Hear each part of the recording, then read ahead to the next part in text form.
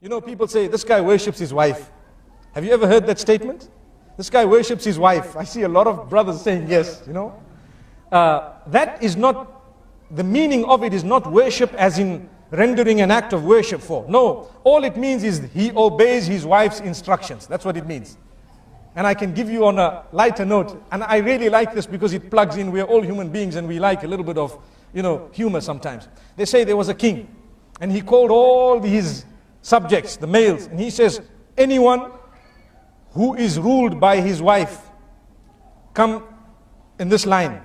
And whoever rules his wife, where, you know, the instructions are not obeyed, so to speak, or they come from you as a man, then you stand in this line. So the whole community stood in the wrong line. Allahu Akbar.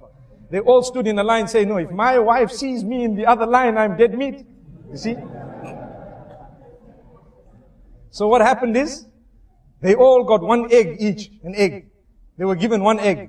And there was one man who stood in the line. I am the man. You know, in the house, I'm the man. So the king was so happy, at least amongst my subjects, there is one man who has such greatness, you know, meaning he has the quality, ar-rujula, you know, he's a man, you know.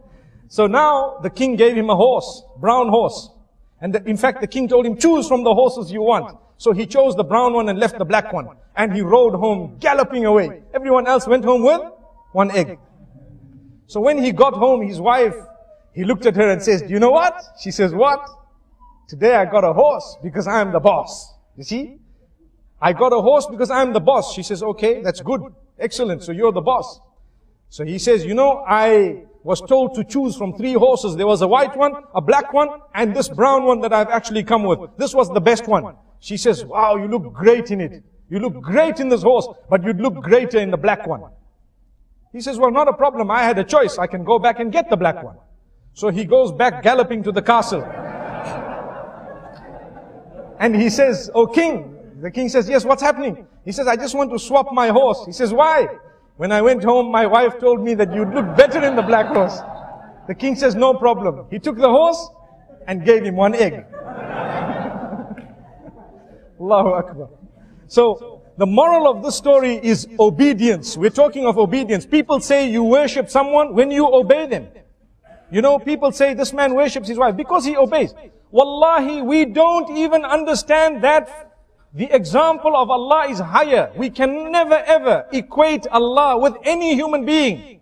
But we need to know that ibadah of Allah subhanahu wa ta'ala is also connected to obeying His instructions. And Allah will not tell you to do something that is detrimental for you. He won't. Whatever Allah has instructed you to do, and whatever He has asked you to abstain from, all of that is for your benefit, oh man. Why is it that we want to look at it and think that this is very difficult when, if someone were to tell us to do something that is not beneficial for us, because we love them, we might end up doing it. Why is it that we don't show higher love for Allah subhanahu wa ta'ala?